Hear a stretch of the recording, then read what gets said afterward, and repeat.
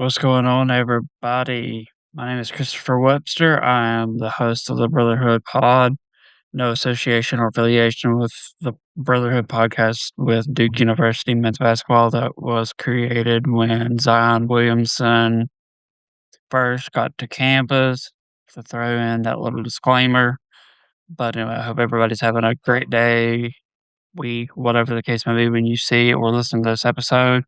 Just kind of wanted to talk a little bit about my mental health journey as the first episode dug into what the podcast is going to be about essentially and go from there.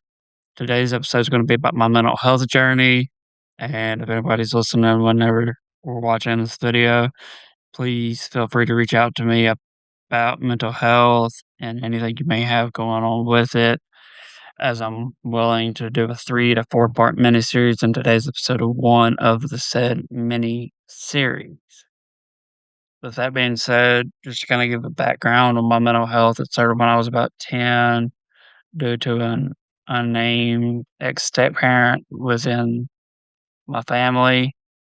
They were mentally and emotionally abusive, and it started from the age of about 10 until now, where I'm still dealing with my mental health itself. That being said, the ex-step-parent that I'm talking about brainwashed and manipulated the entire family emotionally and mentally.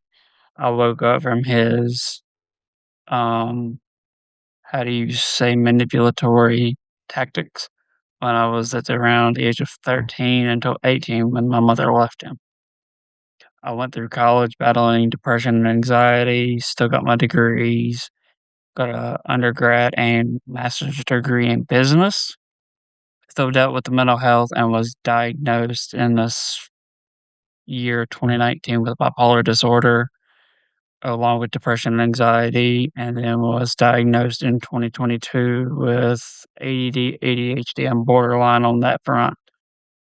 That being said, I was then involuntarily committed in summer of 2020 due to some unforeseen circumstances of me losing my insurance. And if anybody knows what an involuntary commitment is involved, then you know what I've been through, the struggles I've been through, and have to deal with to this day with the IVC. I have it as a reminder tattooed on me for what I've been through, and I'm not allowing it to hold me back, but rather, yeah, I'm allowing it to push me further into the becoming a better person that I am today, tomorrow, and whatever the future may hold for me. Mental health is something I've, like I said, always dealt with since it was age 10, maybe even younger than that. Age 10 is as far back as I can remember, and going forward, and I'm gonna have to deal with it for the rest of my life. The IVC was no joke. I don't claim it to be a joke, and I'm sorry for anybody that was hurt or involved in that process, including my mother herself. I will forever be grateful for my mother for that life-saving tactic, essentially, how she pulled it, and love her to death for what she did. I didn't at first, but looking back now, I understand why she did it and the reasoning behind it. It was to save lives, not only my life, but family members' lives as well, 'cause I was on a rampage when I was committed in 2020. There is a stigma, a crisis, call it whatever you may hear, in the United States and across the world in mental health, and there's quite frankly not enough resources or budgeting allowed for that. With that being said, I'm willing to get you whatever help if you're listening or if you know someone listening of it, for mental health that is struggling with mental health, let me know and I will help get them the necessary resources.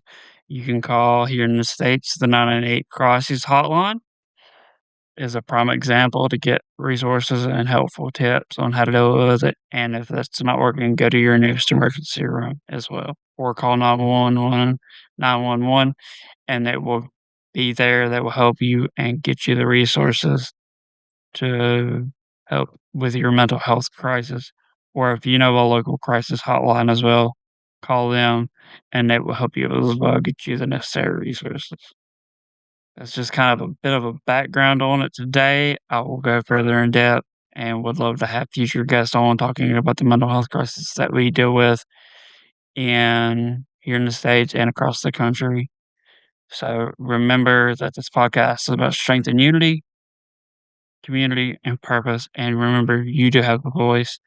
And hopefully, y'all have a great day, a great week, and looking forward to the feedback that I receive on this episode of the podcast. Thanks, and have a great day.